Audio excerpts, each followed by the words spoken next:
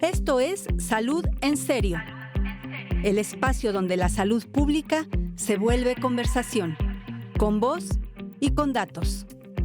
Presentado por Maribel Ramírez Coronel y José Luis Cárdenas.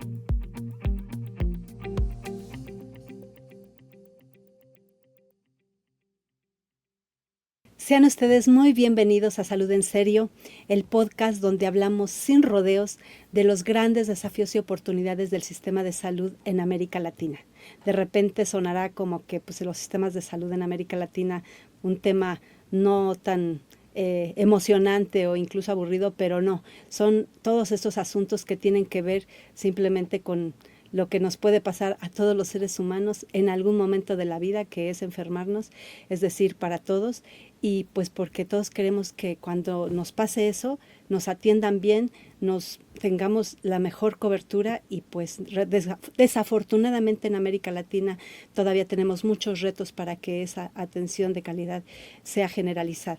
Por eso este espacio, y estamos muy emocionados de que nos acompañen, y pues hoy les traemos un capítulo que de verdad esperamos que sea de su gran interés. José Luis, muchas gracias, José Luis. Muchas gracias, Maribel. Encantado de estar nuevamente acá contigo y además con un tema que es muy interesante porque hasta ahora hemos estado hablando o conversando, ¿cierto?, con líderes políticos, ministros de salud, sobre nuestro sistema de salud en Latinoamérica, pero queremos escuchar el ángulo que es tan importante, que es la voz de los pacientes, y para eso tenemos el día de hoy una tremenda invitada, nuestra primera invitada mujer también, que eso nos tiene muy contentos, que es Eva María Ruiz de Castilla.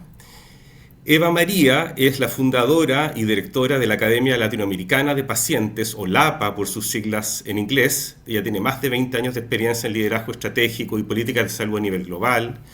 Es además cofundadora de Esperantra, que es una ONG peruana cuyo foco ha sido los pacientes oncológicos con cáncer y enfermedades crónicas también de alto costo. Además, Eva María fue fundadora de la Universidad de Pacientes, también, que buscaba empoderar a los líderes de pacientes, y ha sido otro cargo muy interesante, es ex secretaria latinoamericana de la Alianza Internacional de Organizaciones de Pacientes, o IAPO por sus siglas en inglés, que es un cargo que ocupó por 7 años. Además, trabajó en el mundo público como directora nacional de la Oficina de Cooperación Internacional del Ministerio de Salud del Perú y también en promoción de salud del Ministerio de Salud del Perú. Además, ella es, como verán, peruana, pero además francesa, y desde el punto de vista académico es ingeniera industrial con una maestría en ciencias políticas por la prestigiosa Universidad de la Sorbona, y además tiene estudios de doctorado en desarrollo económico también en París. Es decir, una tremenda invitada con gran experiencia que ha estado empujando el involucramiento de la voz de los pacientes en los sistemas de salud en distintas partes del mundo, y por eso queremos conversar el día de hoy con ella. Muy bienvenida, Eva María. Muchísimas gracias, José Luis. Para mí un placer estar aquí con ustedes y más que un privilegio de empezar el programa siendo la primera mujer invitada a este podcast. Justo eso iba a indicar, Eva María, que eres la primera mujer. Eso nos enorgullece mucho porque, aunque no se crea, luego no es que haya tantas mujeres como actoras dirigiendo, encabezando y coordinando, digo cada vez más, por suerte, pero todavía necesitamos impulsar más y aquí vamos a tenerlas, esa es nuestra idea. Tú eres la primera y van a venir muchas otras junto con los varones, así es que el punto es que esa equidad, esa transversalidad en la equidad de género esté presente también en este podcast. Muchas gracias, Eva María. Un placer, y bueno, María. pues arrancando, Eva María, quizá a veces no se entiende por qué se requeriría capacitar a los pacientes o impulsarlos y estar, digamos, pues empoderándolos o fortalecerlos ante los sistemas de salud, más aún que exista una academia de pacientes específicamente, y tú diriges esa academia. Así es que es de verdad muy valioso que tengamos tu punto. Te pedimos en principio, Eva María, que expliques por favor a nuestra audiencia sobre ello, dada la autoridad que tienes, tu trayectoria en el tema, en la relación con los pacientes. ¿Por qué sí hace falta que exista una capacitación y enseñanza a los pacientes? Y al mismo tiempo, permíteme que nos compartas cómo nace tu vocación por representar a los pacientes en América Latina. Bueno, primero que nada, gracias por la pregunta, porque es una pregunta bien importante en el tema de salud pública y sistemas de salud y participación de la sociedad civil en salud. Yo, viniendo de Francia hace algunos años, en el año 2006, empecé trabajando con Esperanza en Perú, pero cuando regresé de haber vivido en un país de alta vigilancia sanitaria, con mucho desarrollo de causas sociales y sobre todo el tercer sector, me di cuenta que en nuestra región, y no fue solamente en Perú, faltaba un poquito más de impulso al conocimiento de lo que es la construcción de política pública y la construcción de la política pública a partir de la sociedad civil o a partir de la ciudadanía, ¿no? Al no tener tanta evolución las organizaciones de pacientes en ese momento, pues empezamos a mirar cómo podíamos hacer para que los grupos de pacientes, las organizaciones de pacientes, número uno, se institucionalizaran, ¿no? Para poder tener una personería jurídica, una participación legítima dentro de la toma de decisiones. Y a partir de eso también entender qué cosa tendrían que hacer, cuál tendría que ser su causa, ¿no? Entonces, empezamos por eso y por eso decidimos fundar la primera universidad del paciente en aquel tiempo, que fue premiada por el American Cancer Society en ese momento, como una práctica innovadora en la región.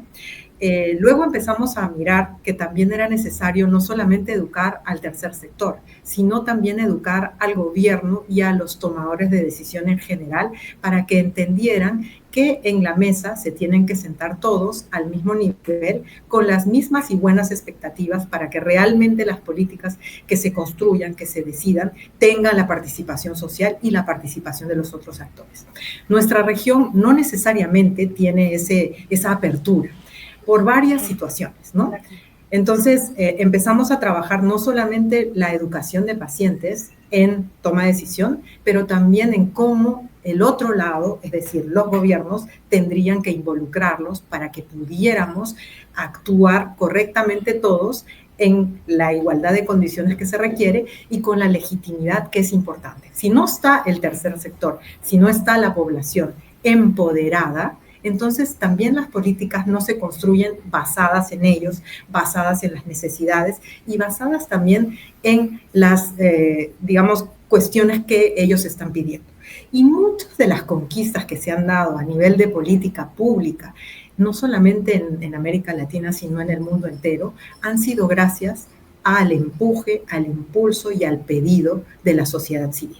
Por eso es tan importante que ellos estén entrenados, que estén capacitados y que puedan mantener un diálogo alturado y profesional donde la construcción de esa política pública pues tenga argumento, tenga vida real, que son los pacientes, ¿no? Y tenga la parte política que también es necesaria.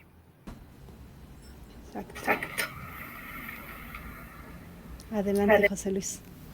Sí, bueno, y te quería simplemente preguntar acá si tú ves que ha habido un avance desde que tú comenzaste en esta materia hasta ahora, si en Latinoamérica han habido, espacios donde, si uno compara, ¿cierto?, desde el comienzo hasta ahora, que el nivel de profesionalismo que hay de los pacientes o los líderes de pacientes se está manifestando de una forma distinta o la forma en que los escuchan también es distinta. Mira, estoy trabajando en esto hace casi ya 22 años, ¿no? Y sí han habido muchos cambios, sí han habido mucha evolución de ambos lados, tanto del sector de gobierno como del sector de las organizaciones de sociedad civil, ¿no? Ahora hay un poco más de estrategia en cómo uno puede impulsar algunos temas, poner en agenda algunos otros, y también en el desarrollo de coaliciones y de redes, ¿no? Tú mencionaste algo hace un momentito en mi vida de apoyo voluntario que hice, ¿no? Junto con la Alianza Internacional de Organizaciones de Pacientes, en donde se trató también de desarrollar un poco ese tercer sector en políticas de salud pública, ¿no? Entonces, con IAPO, sobre todo, se construyó una red, habían muchas organizaciones que empezaron a pertenecer, a actuar, a interrelacionarse de forma más coordinada, ¿no? Y eso es lo que está pasando ahora. Hace 15, 20 años, las organizaciones no tenían tanta apertura para mirar lo que estaba pasando en un país o en el otro y pensaban que lo que les sucedía a ellos era una cuestión única, ¿no? Cuando miramos la región nos damos cuenta de que nuestros sistemas están fragmentados, nuestros sistemas tienen problemas de acceso, nuestros sistemas no necesariamente escuchan a la sociedad civil, nuestros sistemas no involucran correctamente a los pacientes en la toma de decisión, los tomadores de decisión no siempre saben cuán importante y cuán legítimo es el poder trabajar con ellos, y entonces ahí es donde uno empieza a mirar y dice, bueno, es necesario trabajar con las organizaciones, es necesario desarrollar un poco esa masa crítica de personas empoderadas que quieren empujar cosas. Cuando yo comparaba un poco también lo que pasa en países de alta vigilancia, y me refiero a muchos países con ingresos mayores a los países de ingresos medios, ¿no? Entonces, vamos a hablar un poco del norte, Estados Unidos, Canadá, Australia, un poco de Europa.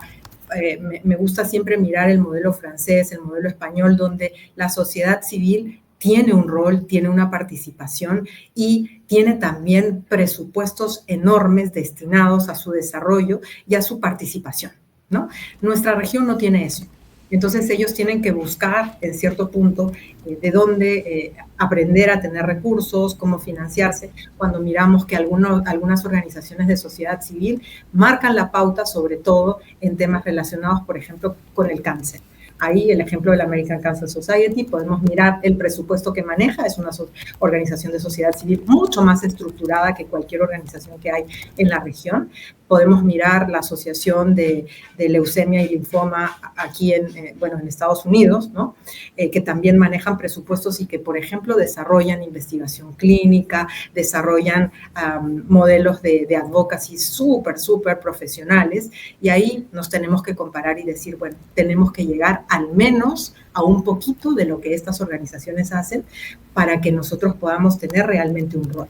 Y por eso yo creo que la evolución va caminando en ese sentido. Algunas organizaciones han crecido bastante en Brasil, en Argentina, en Colombia. Nos falta todavía mirar un poquito mejor cómo está la situación en Centroamérica. Hay organizaciones que están surgiendo bastante más, digamos, prominentemente que otras, pero creo que todavía nos falta mucho para mirar cómo otras organizaciones movilizan la agenda, movilizan recursos, ¿no? Y movilizan también la ciencia, que eso es lo que se requiere, ¿no? Y en esta evolución, pues hemos ido creciendo poco a poco. Hay organizaciones que se están institucionalizando, redes increíbles que están naciendo, ¿no? En cánceres específicos, en enfermedades raras, en temas relacionados con migraña. Yo acabo de regresar de una reunión en Sao Paulo sobre migraña, en fin, ¿no? Y la próxima semana estoy trabajando con organizaciones de pacientes de enfermedades raras.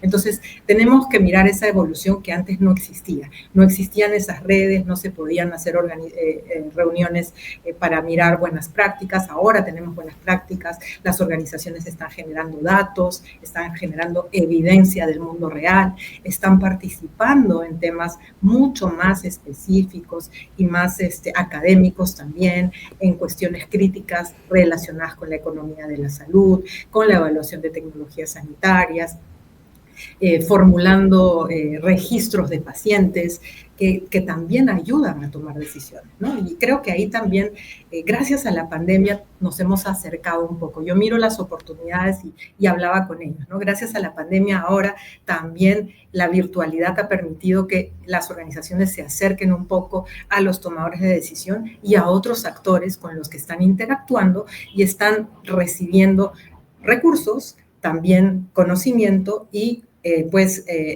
participando un poco mejor, ¿no? Fíjate, Muchas gracias. Eva María, cómo habiendo vivido una pandemia tan fuerte, tan difícil, tan larga, que toda la humanidad la enfrentamos, pues nos dejó puntos positivos de alguna manera, ¿no? Lo que nos estás compartiendo. Pero yo creo que hay diferencias, ¿no? Entre algunos países y otros, algunos más avanzados, otros más rezagados, en reconocer y aceptar y validar este rol importante que tú describes de los pacientes en las decisiones y en las políticas de salud. Y sobre todo, pues cuando nos impactan a nosotros mismos como pacientes, pero en este caso, que nos pudieras dar alguna referencia de cuáles son los países que van más avanzados en este sentido o cuáles requieren un poco más de impulso o más capacitación y más entrenamiento, como mencionas, o algún ejemplo concreto que nos puedas compartir sobre que verdaderamente hay participación efectiva de pacientes en las decisiones públicas, en las políticas, que los gobiernos sí están aceptando, que se ven más avanzados, digamos, alguno que nos compartes. Mira, a mí me gusta mucho hablar del ejemplo de Brasil, ¿no? Que tiene bastante estructurada la forma de participación de pacientes. Hay espacios de consulta pública en donde pueden participar, pero creo que todavía hay algunas brechas que tener que resolver, ¿no? Sin embargo, ellos tienen como un modelo de participación. El país es gigante, ¿no? Y compararlo con otros países sería muy complicado, porque además tienen modelos de participación en el gobierno federal y en los estados, ¿no? Que es distinto. Lo mismo pasa con Argentina y un poquito distinto también es el proceso que tiene Chile, ¿no? Algunos países como Perú, Ecuador, Paraguay, todavía no tienen procesos tan bien institucionalizados, sin embargo hay espacios donde ellos pueden participar, no se toma tan en cuenta la voz del paciente, aunque los invitan, y eso también, todavía hay espacios en donde los pacientes son invitados de piedra, y en ese invitados de piedra quiero decir que los invitan para tomar la foto, para legitimizar una acción, pero no hay una consulta, no hay una efectiva participación, y eso también es parte de lo que tenemos que tratar de trabajar, ¿no? Centroamérica tiene modelos bien interesantes de participación. Costa Rica me gusta mucho porque hay una red de pacientes que está trabajando directamente con el gobierno para entender los espacios donde ellos pueden participar, también aprender un poco desde la perspectiva del paciente que antes no se sentaba así en la mesa con valor en las decisiones, ¿no? Y ahora sí, y entonces tienen que ir un poco más preparados, tienen que saber qué es la agenda que se va a discutir, qué cosas tienen que pedir también a nivel de agendas para resolver, ¿no? Y Colombia, que antes tenía un modelo de participación increíblemente bien establecido, y ahí también podemos mirar las diferencias a nivel de las políticas que cambian, ¿no? Cuando a veces cambian los gobiernos, esos espacios ganados pueden retroceder.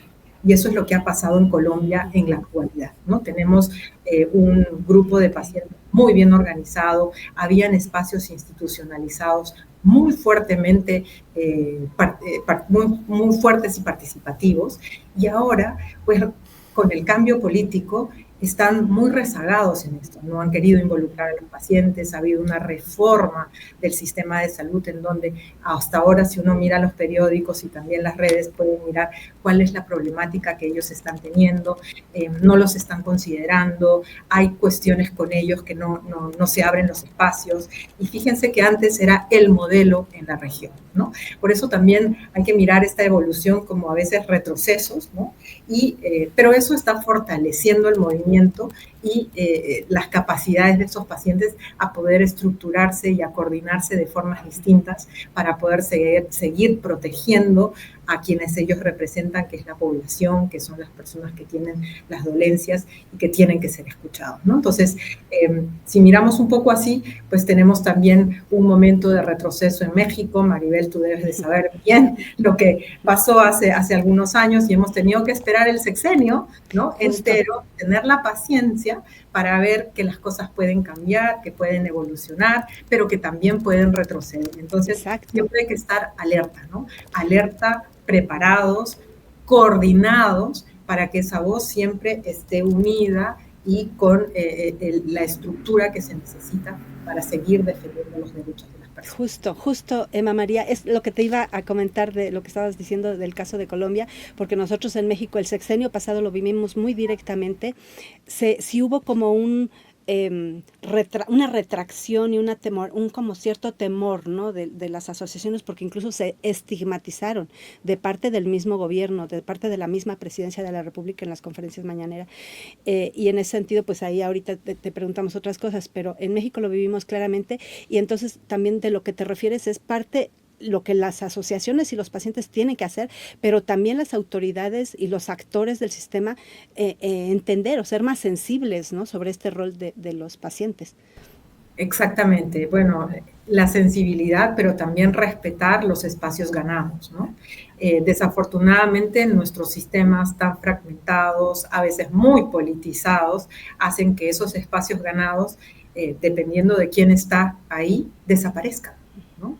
Desaparezcan o haya un stand-by en lo que están trabajando, y de pronto la estigmatización, el no respeto de la participación del paciente, el cambio de vías de participación o de rutas de participación también, ¿no? Y eso genera mucha incertidumbre y también mucho descontento de parte de la población, porque entonces no estamos considerando, no estamos gobernando de manera democrática como debería ser, involucrando todas las voces. Entonces ahí también tenemos que seguir preparados, seguir trabajando para que el paciente sea reconocido, sea una voz legítima y tenga pues ese reconocimiento de parte de las autoridades y de todos los actores en la importancia y también en la neutralidad de su participación, ¿no? Sí, así es, Eva María. Es muy interesante lo que comenta. Efectivamente, en la región y en el mundo, yo me atrevería a decir, hay avances, hay retrocesos, pero sin duda que si uno compara, ¿cierto? Décadas atrás versus lo que tenemos hoy, el paciente está mucho más empoderado, y eso es una buena noticia que celebramos, pero sin duda que en distintos países tenemos que buscar caminos para que esto se mantenga constantemente y se institucionalice también de la mejor forma. Y así que por eso es tan interesante escucharte sobre los modelos que funcionan mejor y que los países pueden aprender de otros países, de otros modelos que los incluyan de mejor forma en las discusiones de políticas públicas. Les recuerdo a todos que estamos conversando con Eva María Ruiz de Castilla, quien es la directora de la Academia Latinoamericana de Pacientes, que es una gran líder en esta materia, sobre el rol precisamente que tienen los pacientes en la definición o el diseño también de políticas públicas en salud.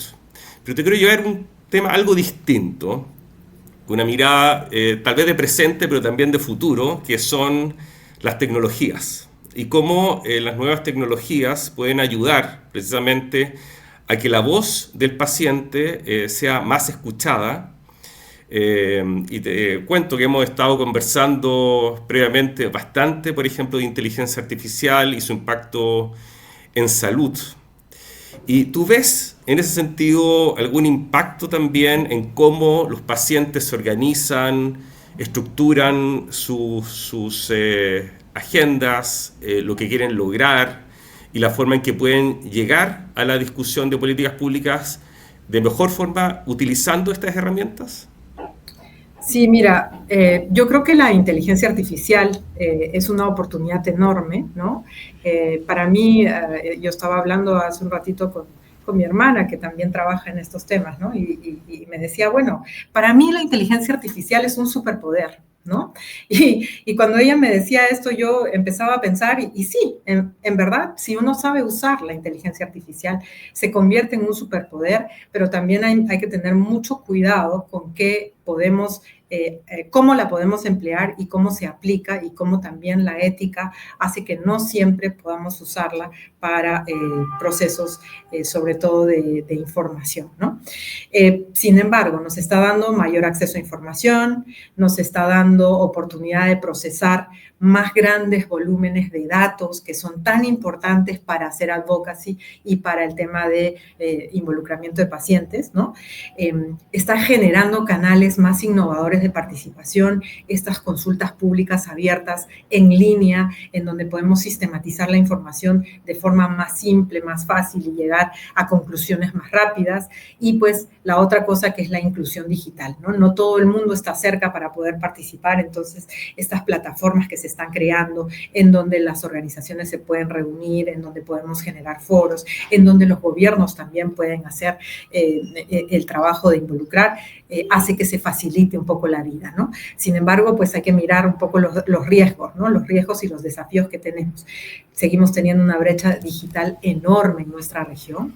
No todo el mundo conoce el cómo manejar la inteligencia artificial, no todo el mundo está conectado a Internet, no todo el mundo tiene acceso a la alfabetización digital, y eso es un desafío. Y la otra cosa que también es importante es que tenemos algoritmos que pueden generar no siempre buena información, hay mucho riesgo ahí, ¿no?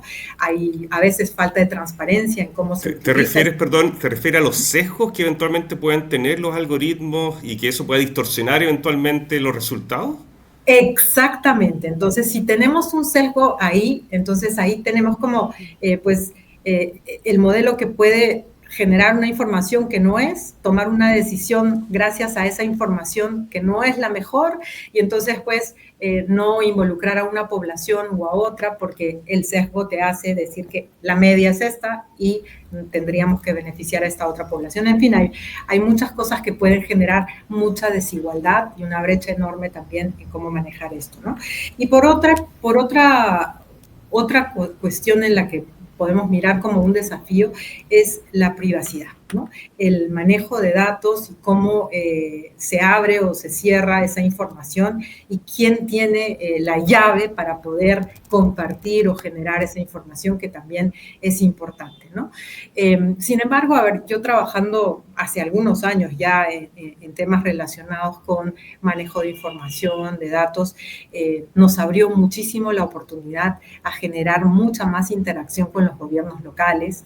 Los pacientes también tenían mucha más oportunidad de trabajar con los gobiernos locales, con generar momentos y prácticas de advocacy un poco más centradas en sus poblaciones. Y pues algo que también es importante y que yo lo veo mucho aquí en los Estados Unidos, ¿no? Esto de lugares como la Ciudad de la Salud que hay en Miami, que es un complejo enorme de UM, en donde tú tienes pues una ciudad inteligente, ¿no? Con una historia clínica que en el futuro seguramente va a ser como una tarjeta. Yo me acuerdo, en Francia yo tenía mi carte vital, que era la carta de seguridad social, ¿no? y de salud, en donde yo guardaba con un chip mi información, y si me trasladaba a España o a cualquier lado que pudieran leer, podía transportarme, ¿no? Y eso creo que tendría que llegar a ser así en nuestro bloque. En algún momento mi sueño es que podamos interconectarnos entre países, generar espacios de desarrollo también en el tema clínico y diagnóstico, por ejemplo. Yo miro mucho las brechas de acceso que tenemos por código postal, ¿no? El código postal define mucho quién va a tener acceso y quién no, y ahí creo que tenemos una oportunidad enorme de usar la inteligencia artificial, de usar la digitalización para poder ayudar a poblaciones que no están tan cerca a llegar a la información que se requiere, y también a poder usar esa información o esas plataformas para mejorar diagnósticos, en fin, ¿no? Sin embargo, pues todavía no tenemos suficiente infraestructura, no tenemos todavía suficiente capacitación de toda la población, ni siquiera del personal de salud también, para que pudiera usar ese tipo de información. Y pues nos queda todavía un trabajo enorme, pero creo que esa brecha se va acortando, porque también la información va llegando de todos lados y nos va abriendo posibilidades y oportunidades que creo que hay que explotar y también mirar como gran oportunidad en el desarrollo de la región, ¿no? Así es. Sí, Eva María. Y fíjate que con esto que mencionas, pues nos llevas a otro tema que lo teníamos pensado preguntarte, sobre el financiamiento de las asociaciones o las organizaciones de pacientes, estas organizaciones que son de la sociedad civil, son ciudadanos que tienen la iniciativa de conformar una organización para atender normalmente a específicas enfermedades o específicas condiciones de salud, pero hablando de salud digital, ahorita lo que mencionas, pues también se requiere inversión, se requieren recursos para hacer estrategias y tener una fortaleza, ¿no? Una estructura para hacer esa capacitación y toda la fuerza de entrenamiento que requieren las asociaciones de pacientes. Pero a veces yo veo que este punto del financiamiento o no es tan claro, o si no es tan transparente, o incluso a veces aquí en México justamente hace algunos años se les estigmatizó porque se decía desde la presidencia que las asociaciones estaban ligadas a la industria y por lo tanto no tenían ni por qué ser vistas, porque eran la industria, y con el estigma que teníamos también sobre la industria de la salud, pues entonces se generaron ese temor que mencionas, ¿no? Esa temorización, y se contraen las acciones que hacían las asociaciones. Entonces, en este sentido, mi pregunta es que cómo manejar aquellos posibles conflictos de interés que entre asociaciones y empresas donatarias, que a veces no necesariamente sean las farmacéuticas, o no la industria necesariamente, sino encontrar por dónde otras opciones de sostén económico para estos organismos sociales tan importantes que hacen una labor valiosísima para la sociedad y que deberían de tener un respaldo financiero. Mira, yo hace poquito, hace 2 semanas que estábamos en un webinario justamente con Chile y Argentina para economía de la salud. Y alguien de la universidad, de la academia, habló de este tema, pero desde una perspectiva de conflicto de interés, y que justamente lo que mencionas, Maribel, ¿no? Que se estigmatizó muchísimo a las organizaciones por el origen de sus fondos, ¿no? Yo quisiera hablar de eso en el sentido de que el financiamiento no implica necesariamente conflicto de interés, ¿no? El conflicto está en la gestión, no en el origen, ¿no? Y también en el tema de la transparencia con la que se recibe ese financiamiento y de las acciones de las organizaciones. Es igual que si yo diría, bueno, tengo una organización que está financiada por el gobierno, entonces va a tener conflicto de interés. ¿Por qué? Porque va a defender los derechos del gobierno, ¿no? Y entonces, y no es así. Hay que mirar también eso como un estigma y una forma de quitar participación, de no reconocer la legitimidad de las organizaciones, que está equivocada, ¿no? No puede ser que porque las organizaciones reciban dinero o financiamiento de la industria, por ejemplo, ¿no?, representen a la industria. Entonces quiere decir que estamos pensando que esas personas no tienen transparencia, no tienen ética en el trabajo, ¿no? Y eso no es así, ¿no? Generalmente hay fondos que se dan de la cooperación internacional también, y entonces yo diría, bueno, si recibo fondos de la cooperación, entonces también tengo conflicto de interés porque estoy defendiendo una causa política o un lineamiento o qué sé yo, ¿no? Yo creo que ahí tenemos que empezar a mirar sobre todo el cómo empezar a declarar ese conflicto que podría, o sea, ese financiamiento que podría generar conflicto, ¿no?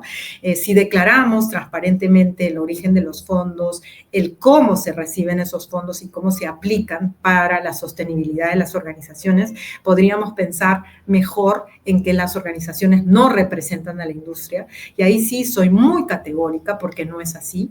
Y además tenemos que mirar. La industria ahora es una de las industrias más reguladas en el mundo. Tienen este famoso compliance en donde no se puede hacer aquí, no se puede decir esto, no se puede hacer tal, no se puede vender, no se puede hacer, no se puede mencionar.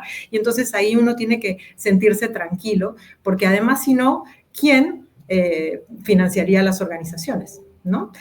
No hay organizaciones que digan no he recibido o, en fin, no han tenido financiamiento de la industria. Hay algunas, muy pocas, ¿no? Pero que ellas, en fin, todavía o están aprendiendo a cómo gestionar el origen de sus fondos y también mirar un poco hacia adelante. Pero tenemos que quitarnos ese estigma porque también pues quita oportunidad a las organizaciones de participar, ¿no? Decir que el recibir dinero de la industria descalifica completamente a una organización para participar es muy triste, ¿no? Y es un argumento tan del siglo pasado que tenemos que evolucionar, ¿no? Tenemos que evolucionar porque ahí no podemos seguir trabajando con ese conocimiento. Y yo me enojé muchísimo hace 2 semanas con la persona que mencionó eso, sobre todo viniendo de la academia, porque entonces yo digo, bueno, esta persona forma médicos, forma tomadores de decisiones en salud pública, y entonces todos van a venir seteados a un mindset en donde, bueno, entonces yo no trabajo con la sociedad civil porque entonces recibe dinero de tal o tal lugar. Entonces le dije, bueno, tú tienes que mirar bien que la participación social tiene que estar, que se tiene que declarar de dónde vienen esos fondos y para qué sirven, ¿no? Y por otro lado, pues, entender mucho de que la organización de sociedad civil tiene que generar sostenibilidad, y a veces esos grants que reciben, esos sponsorship o esos financiamientos no están dirigidos a vender o a impulsar productos, están dirigidos a colaborar con la sociedad civil al impulso justamente de su representación y a ayudar a la población a defender también sus derechos. Sin duda es un tema complejo, Eva María, y yo creo que para quien no está dentro del sistema de salud verdaderamente en la operación y en la relación y la interacción, a veces no es fácil entender, pero tienes todo un punto, en efecto. Efectivamente, Maribel, y quiero que quede claro también que recibir apoyo de la industria no debe ser visto como un impedimento, sino como una realidad que se debe gestionar con transparencia, equidad y reglas claras. Y ahí quiero dejar claro que los pacientes son los únicos actores que viven directamente el impacto de las decisiones en salud, y silenciarlos por estigma de financiamiento es perpetuar la inequidad. Y ahí sí hay que tener mucho cuidado. Bueno, sin duda que es un tema complejo y que no vamos a ser capaces de poder cerrarlo acá, y que requiere un avance constante, tanto desde quienes donan eventualmente o financian y las propias organizaciones, y también me atrevo a decir que han habido grandes avances desde el punto de vista de regular, porque al final hay que gestionar los posibles conflictos de interés. Han habido avances, pero sin duda que es algo que es continuo, que tiene que ir sofisticándose la forma que se hace, y sin duda que parte de esta conversación y tener este diálogo es muy relevante para mirar este tipo de cosas de frente. Así que muchas gracias. Les recordamos que estamos hablando con Eva María Ruiz de Castilla, y ella es la directora de la Academia Latinoamericana de Pacientes, y estamos hablando sobre el rol precisamente de los pacientes en la definición de políticas públicas en salud. Pero ahora, para ir lentamente cerrando, y ya te agradecemos mucho todo lo que nos has dicho, ¿qué reformas que verías tú que se requieren en nuestros países, en Latinoamérica, en Latinoamérica, especialmente pensando en aquellos modelos que han sido más exitosos? ¿Cuáles son aquellos aspectos que tienen que estar contenidos en la institucionalidad propia de un país para que la participación de los pacientes sea una participación efectiva y no meramente simbólica? Bueno, José Luis, esa es una pregunta muy difícil. Sin embargo, voy a tratar de responderla en mi experiencia y en lo que estoy viendo ahora, ¿no? Miren que en la región y en el mundo entero, el tema de la participación ha sido por conquista social, ha sido por trabajo muy, muy titánico de algunos líderes, ¿no? Que se convirtieron en organizaciones de pacientes, que se convirtieron en líderes sindicales, que se convirtieron en héroes de la salud también de alguna manera, ¿no? Sin embargo, nuestros gobiernos y nuestras instituciones carecen en algunos casos de la ruta en cómo participar, ¿no? Es decir, la regulación que podría ayudar a estructurar una participación en donde se tome en cuenta a quien va a participar, las expectativas de cuál sería esa participación de ambos lados, en los dos sentidos, ¿no? De tal suerte que el que participa sabe a qué va, y el que invita a la participación sabe a quién le abre la puerta y para qué, ¿no? Todavía estamos en esa construcción. No todos los países tienen regulada la participación social, y creo que eso es importantísimo. Regularla para que esté institucionalizada, para que cuando alguien venga, ¿no? y quiera participar, sepa en qué espacios, en qué momentos, cuándo es importante estar, cómo se debe convocar a las organizaciones. Hay distintos modelos de convocatoria también en la participación social. Me encanta ver el modelo argentino, que es un poco más democrático que los otros, ¿no? En donde las mismas organizaciones de sociedad civil eligen a quienes van a participar, por ejemplo, en los procesos de evaluación de tecnologías sanitarias, ¿no? Sin embargo, ahora ha habido un cambio en la CONETEC que todavía está en pendiente y vamos a ver si eso evoluciona a mejor o retrocede, porque siempre pasan estas cosas, ¿no? Y pues el tema de cuando hay una ley, cuando hay un espacio de participación, tiene que tener reglas claras de juego, ¿no? Es decir, si yo voy a invitar, invito y le digo, vas a venir a este proceso, ¿no? No lo invito, y que generalmente sucede, no lo invito para tomarme una foto y para decir que están aquí las organizaciones, ¿no? Tiene que ser institucionalizado, súper bien regulado, para que también se genere una transparencia en el proceso y se genere una transparencia en quién es el líder, quiénes son los líderes que están participando y a qué espacio están yendo y para qué, ¿no? Eso también es parte de la educación y parte de la construcción de esa capacidad que tienen que tener los líderes de participar, de empoderarse, de generar agendas y no solamente ir a sentarse para llenar la silla o a dejar recibir esa invitación. Me pasa mucho en algunos casos con organizaciones que me dicen, bueno, ¿sabes qué? No voy a poder participar mañana del evento porque justo hoy me han llamado del ministerio y tengo que ir mañana, ¿no? Estoy esperando esa llamada y justo hoy me llamaron y entonces el ministro nos va a recibir.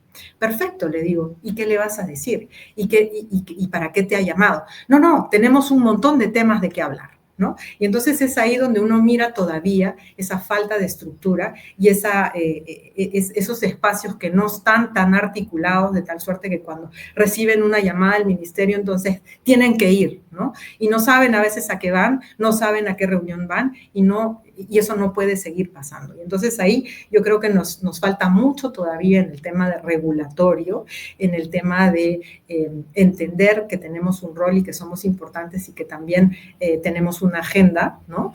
Y que esa agenda se tiene que respetar y en esa agenda también tienen que haber puntos de acuerdo después de las reuniones, en donde a veces no hay, ¿no? Llaman a las reuniones, procesos de participación y no sabemos cuál es el punto de acuerdo y seguimos dando la vuelta y la vuelta y la vuelta y entonces todavía no se logra estructurar bien. Y creo que ahí también hay un trabajo enorme de ambos lados de entender, de aprender y de justificar esa participación social, pero con actitud, pero también con regulación bien seria, ¿no? Definitivamente, Eva María. Como dices, hay muchos pendientes, hay una agenda pendiente muy grande dentro de las asociaciones de pacientes. Yo diría que incluso es un desafío dentro del sistema de salud, de todo lo que que nos estás compartiendo.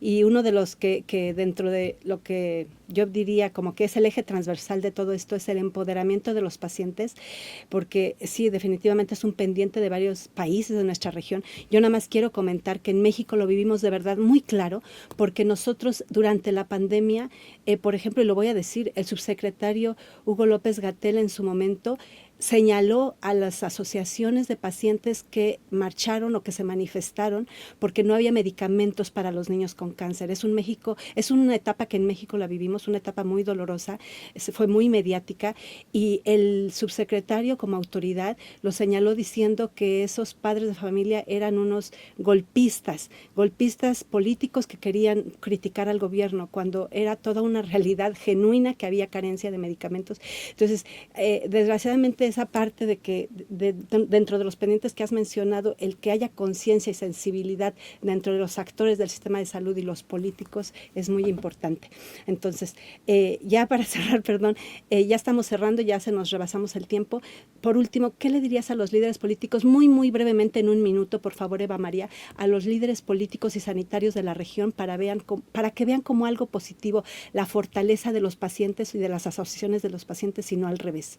Mira, yo creo que es importante que empecemos a trabajar con la sociedad civil, que los líderes están ahí representando también y gobernando y hablando en beneficio de esa ciudadanía, ¿no? Y que la participación social no es algo que quite legitimidad, al contrario, le da legitimidad, le da sobre todo transparencia en el proceso de toma de decisión y que tienen que empezar a aprender a abrir la puerta, que somos actores necesarios en la toma de decisión y que además somos partners, ¿no? O sea, somos parte de la mesa, somos el apoyo que necesitan y que también no solamente se viene con temas de pedidos, pero sino también de soluciones y de propuestas para mejorar la política pública. Entonces, hay que empezar a trabajar de la mano de la sociedad civil para legitimizar sobre todo la política pública en salud, trabajar de la mano para abrir el espacio y escuchar a los pacientes, que son quienes reconocen y conocen el sistema, quienes pueden decirnos cómo podemos mejorarlo, cómo la experiencia del paciente puede mejorar y cómo también podemos construir el bienestar de toda la población.